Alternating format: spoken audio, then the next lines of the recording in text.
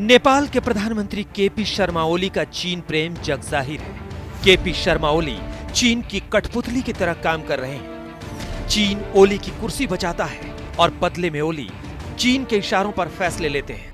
ओली नेपाल में भारत विरोधी माहौल बनाने के लिए पूरा जोर लगा रहे हैं। बॉर्डर पर तनाव के माहौल के बीच चीन डेवलपमेंट वाली युद्ध नीति पर काम कर रहा है। नेपाल तक रेलवे लाइन बिछाने का काम शुरू हो रहा है। इस मैप के जरिए चीन के खेल को समझिए। चीन ने ल्हासा को काठमांडू से जोड़ने के लिए 1 दशक पुरानी रेल परियोजना पर काम शुरू कर दिया है। ये रेल लाइन तिब्बत के ल्हासा से शिगात से होते हुए केरुंग पहुंचेगी और फिर रसवा गाधी होते हुए नेपाल में दाखिल होगी और काठमांडू तक जाएगी। ल्हासा से शिगात्से तक का काम खत्म हो गया है, जबकि शिगात्से से केरुंग तक काम शुरू हो गया है। वहीं नेपाल वाले हिस्से में इस परियोजना पर चीन सर्वे का काम कर रहा है। चीनी मीडिया ने इस रेलवे प्रोजेक्ट के सर्वे की तस्वीरें जारी की हैं। तस्वीरों में एक टीम कॉरिडोर साइट का मुआयना करती नजर आ रही है।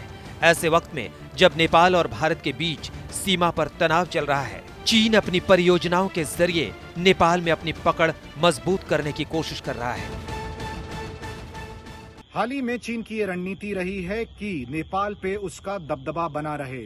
लद्दाख में तनाव के चलते चीन का ये कदम काफी अहम माना जा रहा है, क्योंकि ये प्रोजेक्ट काफी पुराना है, लेकिन चीन ने फिर से इस पर काम शुरू कर दिया है।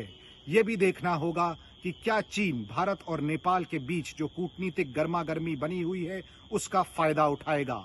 इसके चलते भारत और नेपाल के बीच रेल लिंक पर जो काम चल रहा था, भारत ने उसमें भी तेजी दिखाई है। इस रेल लाइन के जरिए चीन 300 मिलियन अमेरिकी डॉलर यानी 2250 करोड़ रुपए खर्च करने जा रहा है। चीन को काठमांडू से जोड़ने वाले इस रेल रूट के लिए कई ब्रिज और सुरंगें बनाई जाएंगी। काफी महंगी परियोजना है ये। इसमें कई सुरंग बनाने होंगे। अब टेक्निकल विषय अपनी जगह पर है, क्योंकि जैसा हमने सुना है कि रेलवे लाइन 30 डिग्री सेंटीग्रेड तक मात्र हाइट में बनाया जा सकता है, जबकि नेपाल की पहाड़ियों पर 70 डिग्री सेंटीग्रेड तक की ढलान है। तो ऐसी स्थिति में, और यह भूकंप प्रोन जोन है, तो ऐसी स्थिति में ये रेलवे परियोजना कितनी सफल होगी ये तो भविष्य ही निर्धारण करेगा। पहले ही तिब्बत से काठमांडू की रेल लाइन भारत के नजरिए से ठीक नहीं थी, और अब खबर है कि चीन और नेपाल इस रेल लाइन को और आगे बढ़ाने को लेकर आगे बातचीत कर रहे हैं। जो प्रस्ताव रखा गया है उसके मुताबिक ल्हासा काठमांडू रेल लाइन को अब भारत की सीमा पर स्थित भगवान बुद्ध की जन्मस्थली लुम्बिनी तक लाने पर विचार किया जा रहा है। अगर रेलवे लाइन काठमांडू से आगे बढ़ा दी जाती है तो ये भारत की सीमा तक आ जाएगी। इसके 2 खतरे हैं। पहला सामरिक खतरा है, वहीं दूसरा खतरा आर्थिक है। चीन का माल भारत के दरवाजे तक आसानी से पहुंच जाएगा और इसे नया रंग रूप देकर भारत में डंप भी किया जा सकता है। Nepal is a geostrategically significant landlocked country in the Himalayas, which can be described as the world's highest bridge between India and China. Issues related to security and other illegal acts remains a challenge.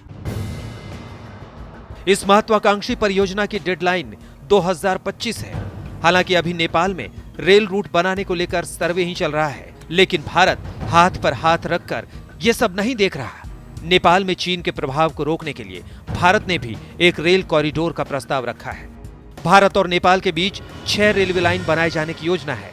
Jaynagar Janakpur बार्दिवास railway line की लागत 5.5 अरब रुपए है। 136 kilometre की Kathmandu Raxaul railway line बनाई जानी है। इस परियोजना को जमीन पर साकार करने के लिए भारतीय टीम पहले ही स्टडी कर चुकी है। Basically, we are just ensuring that all the infrastructure projects are expedited. For this particular project, I don't have the latest status right. I'll give you the complete details along with the timeline. यानी नेपाल के दोनों हाथों में लड्डू है। वो खेल रहा है, कभी चीन की तरफ तो कभी भारत की तरफ। रणनीति दोनों तरफ से फायदा उठाने की है। लेकिन नेपाल को समझ लेना चाहिए कि चीन किसी का सगा नहीं है और शी जिनपिंग कर्ज देकर विकास के लड्डू खिलाकर कब्जा करने की नीति पर काम करते हैं।